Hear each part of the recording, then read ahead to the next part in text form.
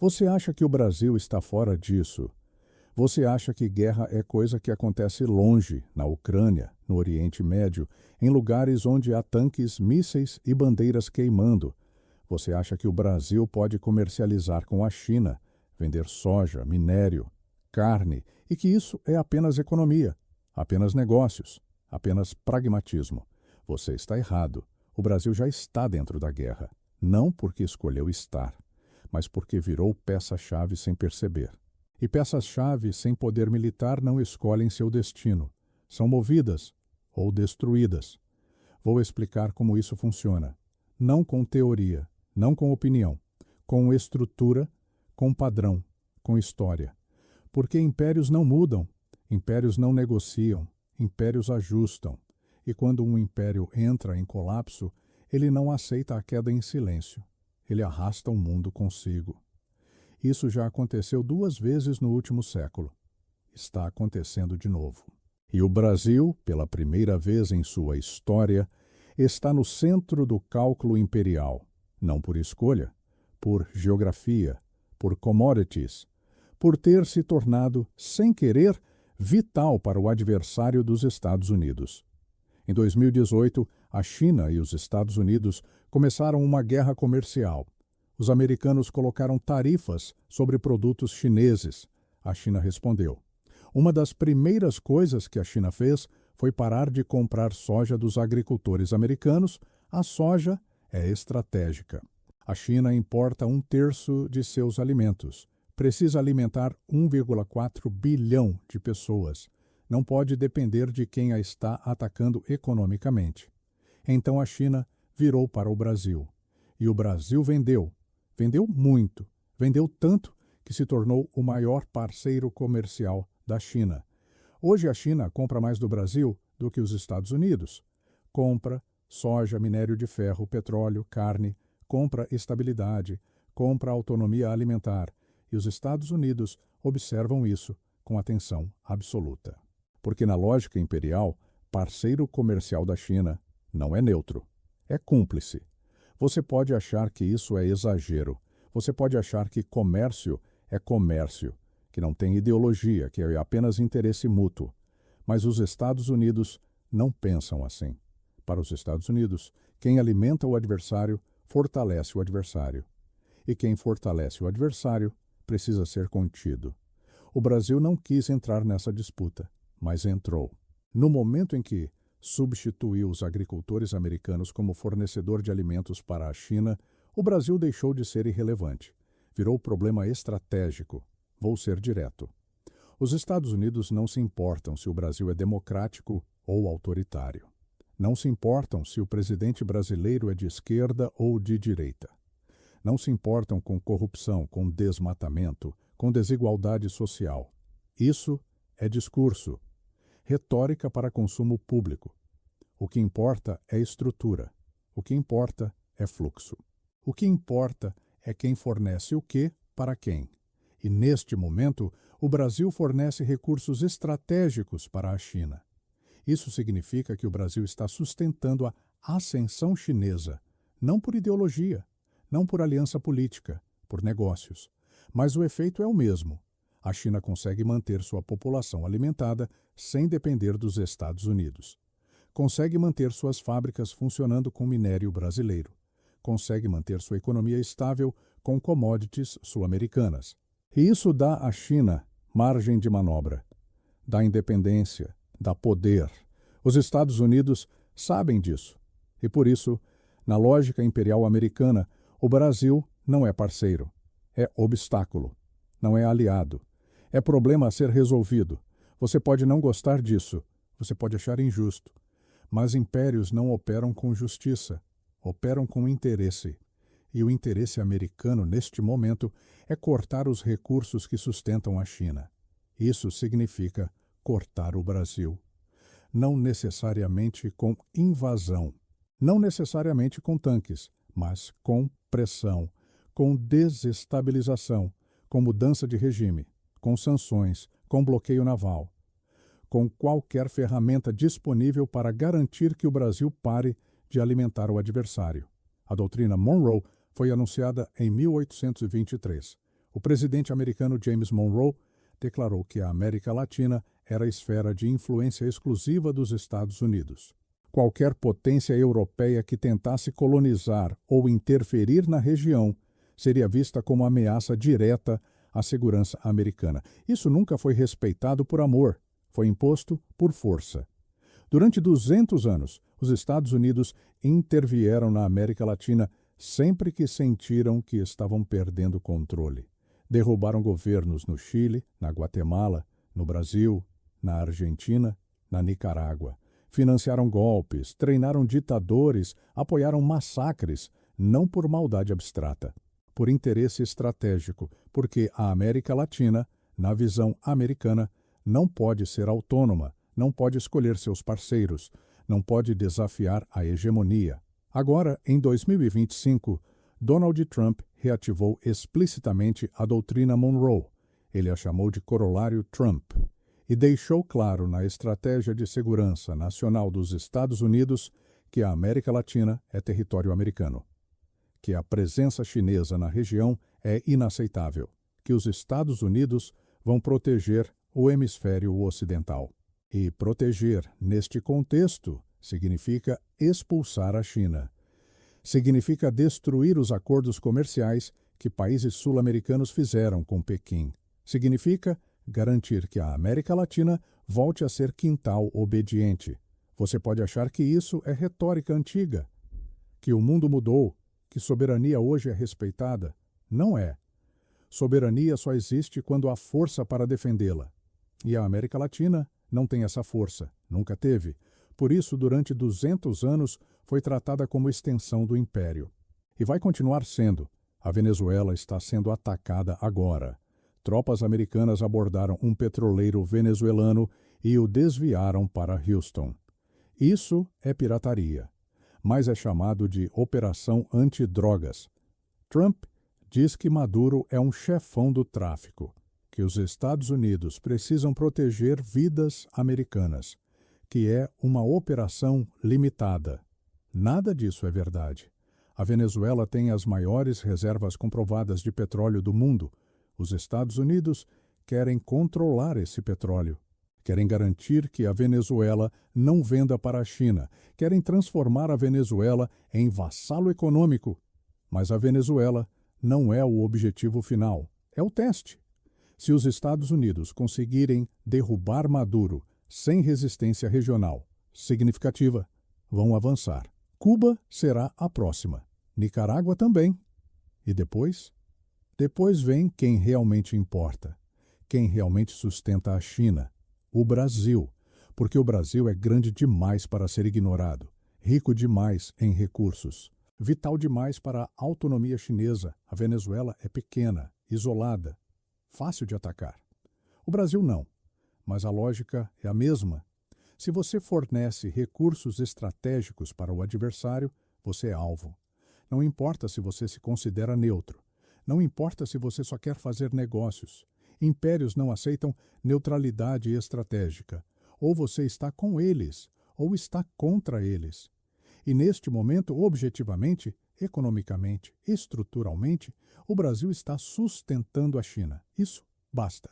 O Brasil fornece soja, fornece minério de ferro, fornece petróleo, fornece carne. Isso não é simbólico, isso é concreto. A soja alimenta porcos, galinhas, gado na China, sustenta proteína animal para 1,4 bilhão de pessoas. O minério de ferro alimenta as siderúrgicas chinesas, sustenta a construção civil, infraestrutura, indústria. O petróleo brasileiro entra nas refinarias chinesas, sustenta transporte, energia, produção química. Isso significa que sem o Brasil, a China precisaria encontrar substitutos, precisaria pagar mais caro, precisaria depender de rotas mais longas, mais arriscadas. O Brasil não é insubstituível, mas substituir o Brasil custaria tempo, dinheiro e instabilidade. E em uma disputa imperial, tempo é estratégico. Dinheiro é estratégico. Estabilidade é estratégica. Por isso, o Brasil importa. Não porque é grande, não porque é influente, mas porque garante fluxo, garante previsibilidade, garante que a China consiga operar sem depender do Ocidente. E os Estados Unidos não podem aceitar isso, porque se a China consegue alimentar sua população, sustentar sua indústria e manter sua economia funcionando sem precisar dos americanos, então os americanos perdem alavanca, perdem controle, perdem poder. E impérios em declínio não aceitam perder poder, preferem destruir a ordem do que aceitar a queda. O Brasil está preso. Não pode romper com a China. A economia brasileira depende das exportações chinesas. Fazendeiros, mineradoras, frigoríficos, todos dependem do mercado chinês. Se o Brasil romper com a China, entra em recessão. Desemprego sobe, governo cai, caos social. Mas o Brasil também não pode resistir aos Estados Unidos. Militarmente, o Brasil é fraco. A Marinha brasileira não consegue proteger suas próprias águas. O Exército brasileiro não tem capacidade de projeção. A Força Aérea Brasileira é obsoleta. Se os Estados Unidos decidirem bloquear portos brasileiros, o Brasil não tem resposta. Se os Estados Unidos decidirem financiar desestabilização interna, o Brasil não tem defesa.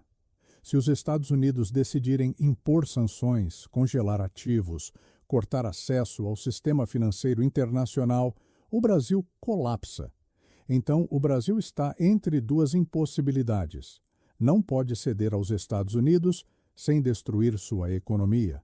Não pode resistir aos Estados Unidos sem ser destruído militarmente. E não há saída negociada, porque os Estados Unidos não estão pedindo ajustes, estão exigindo submissão. Querem que o Brasil rompa com a China, querem que a América Latina volte a ser dependente exclusiva do mercado americano, querem que o Brasil escolha entre ser vassalo ou inimigo. Não há terceira via, não há neutralidade, porque neutralidade estratégica só existe para quem tem poder de impor respeito. E o Brasil não tem. Veja o que isso significa na prática. O Brasil exportou 104 milhões de toneladas de soja para a China em 2024. Isso representa 75% das exportações brasileiras de soja. Se a China para de comprar, o agronegócio brasileiro entra em colapso. Preços despencam. Fazendeiros quebram. Bancos que financiaram a safra entram em crise. Cidades inteiras que dependem do agronegócio perdem receita. Desemprego explode e não há mercado alternativo que absorva esse volume. A Europa não compra. A Índia não compra. Os Estados Unidos são concorrentes, não compradores. Então, romper com a China significa autodestruição econômica, mas resistir aos Estados Unidos também é impossível, porque os Estados Unidos controlam o sistema financeiro internacional. Controlam o SWIFT, o sistema que permite transferências bancárias globais. Controlam o acesso ao dólar, a moeda de reserva mundial. Controlam as rotas marítimas. Têm a maior marinha de guerra do mundo. Tem bases militares em dezenas de países. Tem aliados em todos os continentes. O Brasil não tem nada disso. O Brasil não tem moeda forte. Não tem sistema financeiro autônomo, não tem marinha capaz de proteger suas próprias águas territoriais. Não tem aliados militares que venham em sua defesa. Então, quando os Estados Unidos pressionarem, e vão pressionar, o Brasil não terá defesa. Poderá reclamar, poderá apelar para organizações internacionais, poderá fazer discursos sobre soberania, mas nada disso importa. Porque organizações internacionais não têm poder real. A ONU não tem exército. A OMC não tem capacidade de impor decisões. O direito internacional só funciona quando as grandes potências permitem. E, neste caso, os Estados Unidos não vão permitir. Vão usar todas as ferramentas disponíveis para forçar o Brasil a escolher. E o Brasil, sem poder militar, sem aliados, sem autonomia financeira, vai ter que ceder. Ou vai colapsar tentando resistir. Esse é o dilema. Não há saída boa. Não há movimento inteligente que resolva isso. Porque o problema não é falta de competência, não é falta de diplomacia, é falta de poder, e poder não se negocia. Poder se constrói ao longo de décadas, com investimento militar, com autonomia tecnológica, com alianças estratégicas. O Brasil não fez nada disso. Então, agora está vulnerável, completamente vulnerável. E vulnerabilidade, em política internacional, é convite para a exploração. Impérios em ascensão negociam, impérios estáveis administram, impérios em declínio destroem. Isso é padrão, não é moral. É estrutural. Quando um império sente que está perdendo controle, ele não aceita a transição pacífica, ele recorre à violência preventiva. A Grã-Bretanha fez isso antes da Primeira Guerra Mundial. Não podia aceitar que a Alemanha se tornasse potência continental. Financiou guerras, armou adversários, criou alianças contra Berlim. Resultado: guerra total. Os Estados Unidos fizeram isso durante a Guerra Fria. Não podiam aceitar que a União Soviética expandisse sua influência. Financiaram golpes, apoiaram ditaduras, travaram guerras por procuração. Resultado: décadas de conflito. E agora, os Estados Unidos estão fazendo de novo. Não podem aceitar que a China se torne potência hegemônica na Eurásia. Não podem aceitar que a China construa alianças comerciais independentes. Não podem aceitar que países como o Brasil escolham parceiros fora do controle americano. Então, vão recorrer ao que sempre funcionou: desestabilização, sabotagem, guerra. Não necessariamente guerra declarada, mas guerra real. Bloqueios navais, sanções econômicas, mudanças de regime, conflitos regionais. Tudo isso é guerra. E já está acontecendo na Venezuela, na Ucrânia, no Oriente Médio, e vai chegar à América do Sul. Porque a América do Sul é o elo que conecta a China aos recursos que ela precisa. E os Estados Unidos não vão permitir que esse elo se fortaleça. Vamos olhar historicamente. A Grã-Bretanha, no século XIX, controlava os mares, tinha a maior marinha do mundo, controlava o comércio global, mas era pequena em território e população. Então desenvolveu uma estratégia chamada Heartland Thesis, a tese do coração continental. A ideia era simples: impedir que qualquer potência unificasse a Eurásia. Porque se uma potência unificasse a Eurásia por terra, por ferrovias, a Grã-Bretanha perderia relevância. O comércio marítimo seria substituído por comércio terrestre, e a Grã-Bretanha entraria em colapso. Então, durante 200 anos, a Grã-Bretanha financiou guerras na Europa. Financiou 7 coalizões contra Napoleão. Financiou a Prússia contra a Áustria. Financiou alianças contra a Rússia. Financiou revoltas contra o Império Otomano, sempre com o mesmo objetivo: criar caos, impedir unificação, manter a Europa dividida, fraca, dependente do poder naval britânico. Isso não era maldade abstrata. Era estratégia imperial, fria, calculada, eficaz. Os Estados Unidos herdaram essa lógica. Depois da Segunda Guerra Mundial, assumiram o papel da Grã-Bretanha. Controlam os mares, controlam o comércio global e não podem aceitar que a Eurásia se unifique, porque se a Rússia, a China, o Irã, a Índia formarem um bloco comercial terrestre, os Estados Unidos perdem controle. Perdem a capacidade de sancionar, perdem a capacidade de bloquear, perdem a moeda de reserva, perdem tudo. Então, os Estados Unidos fazem exatamente o que a Grã-Bretanha fazia. Criam caos na Ucrânia, financiam um governo hostil à Rússia, forçam a Rússia a reagir, transformam a Ucrânia em zona de guerra. No Oriente Médio, mantêm Israel como proxy, atacam o Irã indiretamente, impedem que o Irã se torne ponte comercial entre Ásia e Europa.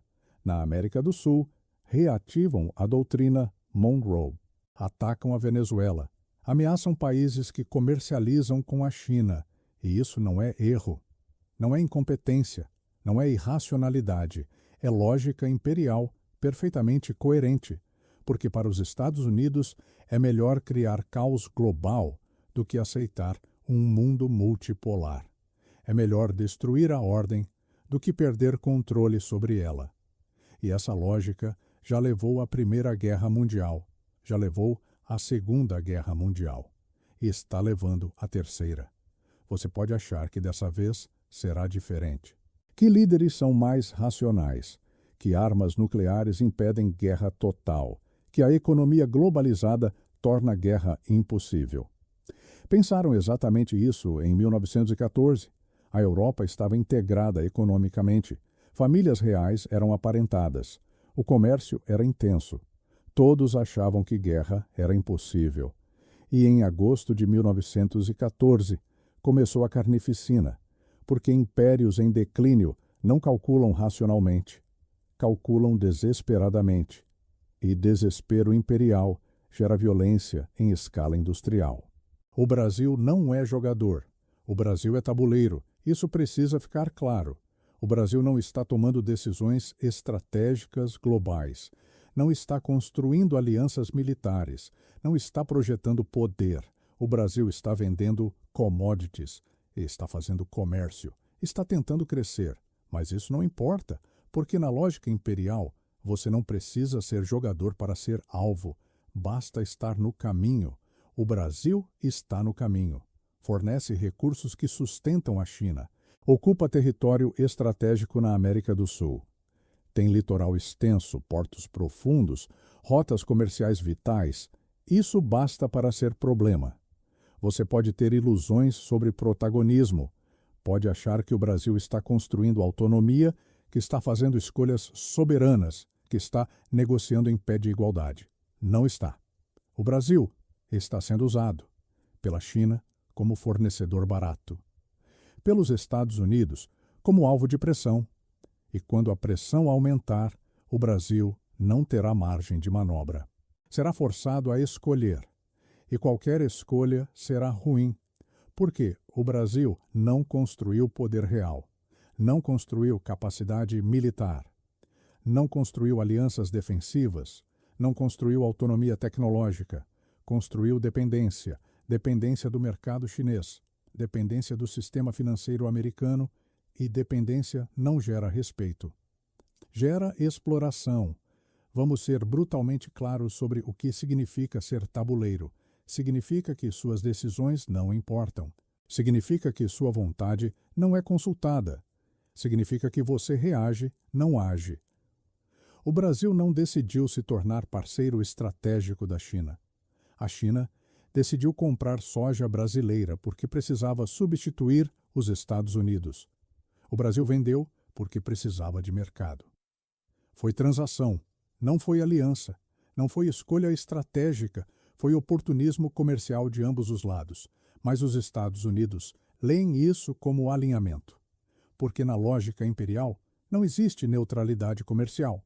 Comércio é alinhamento, investimento é aliança, dependência é lealdade.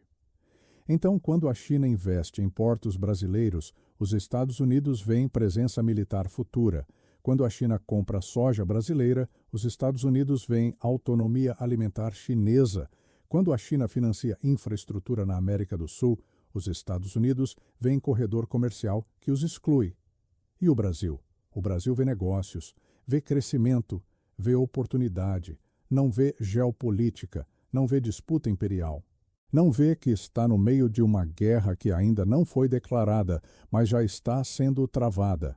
Essa cegueira lhe é fatal. Porque enquanto o Brasil acha que está fazendo economia, os Estados Unidos estão fazendo estratégia. E estratégia sempre vence economia quando há conflito. Olhe para a Venezuela. Maduro achava que podia vender petróleo para quem quisesse. Achava que soberania significava escolha. Achava errado. Os Estados Unidos bloquearam petroleiros venezuelanos. Congelaram ativos venezuelanos no exterior. Financiaram oposição interna. Declararam outro presidente como legítimo. Impuseram sanções que destruíram a economia venezuelana. E fizeram tudo isso sem declarar guerra. Fizeram como política externa normal. O Brasil é maior que a Venezuela. Tem economia mais complexa, tem população maior. Mas isso não o protege. Protege de invasão direta, talvez, mas não protege de desestabilização, não protege de sanções, não protege de bloqueio financeiro. não protege de pressão coordenada. E os Estados Unidos têm todas essas ferramentas.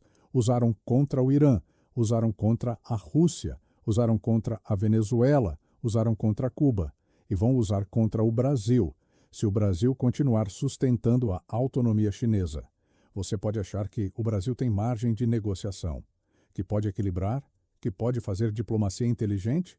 Não pode, porque diplomacia sem poder é teatro, é performance, é discurso bonito que não muda a realidade. E a realidade é que o Brasil não tem poder, não tem exército que imponha respeito, não tem aliados que venham em sua defesa, não tem armas nucleares que garantam dissuasão, não tem tecnologia estratégica que o torne indispensável, tem commodities.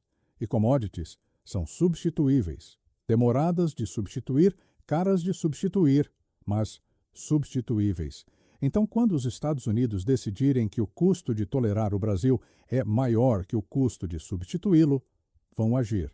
Vão pressionar o Brasil a romper com a China, vão oferecer incentivos, vão fazer ameaças e, se o Brasil resistir, vão escalar. Porque para os Estados Unidos, perder a América do Sul para a China é inaceitável. É questão de sobrevivência imperial. E impérios em luta pela sobrevivência não são gentis, são implacáveis. Não há neutralidade para quem alimenta o adversário do império. Isso é matemática. Não é ideologia, não é opinião, é estrutura. O Brasil fornece recursos estratégicos para a China. A China usa esses recursos para desafiar a hegemonia americana. Os Estados Unidos não vão tolerar isso indefinidamente. Vão pressionar, vão desestabilizar, vão forçar mudança. E o Brasil não tem força para resistir, não tem aliados que vão defendê-lo, não tem arsenal que impeça bloqueio, não tem economia que sobreviva às sanções. Então o Brasil vai ceder ou vai colapsar, não há terceira opção. Você pode não gostar disso, pode achar injusto, pode achar que o mundo deveria funcionar diferente. Mas o mundo não funciona diferente. Funciona assim há séculos e vai continuar funcionando assim enquanto houver impérios. O Brasil virou peça-chave sem querer, mas agora que virou, não pode voltar atrás. Não pode fingir que não está no jogo, porque está. E quem está no jogo sem poder, não joga. É jogado. Deixe-me ser absolutamente claro sobre o que vem. Os Estados Unidos vão escalar na Venezuela, vão derrubar Maduro, vão instalar um governo alinhado. Vão usar isso como demonstração de força para o resto da América do Sul.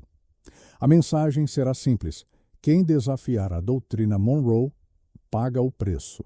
Depois da Venezuela, vão pressionar Cuba, vão pressionar a Nicarágua. Vão oferecer ao Brasil uma escolha: alinhar voluntariamente ou ser forçado a alinhar. E o Brasil, sem capacidade de resistir, vai ceder. Vai fazer discursos sobre pragmatismo, sobre realismo, sobre defesa de interesses nacionais. Mas, na prática, vai aceitar a reimposição da tutela americana, vai reduzir comércio com a China, vai aceitar investimentos americanos em setores estratégicos. Vai alinhar sua política externa com Washington, porque a alternativa é colapso econômico, desestabilização política, isolamento internacional, ou, se houver resistência, se o Brasil tentar manter autonomia, os Estados Unidos vão desestabilizar, vão financiar oposição interna, vão congelar ativos brasileiros no exterior, vão impor sanções setoriais, vão bloquear acesso ao sistema financeiro internacional, vão transformar o Brasil em exemplo do que acontece quando se desafia a hegemonia americana. E o Brasil, sem defesas, vai colapsar. Economia vai entrar em recessão profunda, governo vai cair, caos social vai se instalar.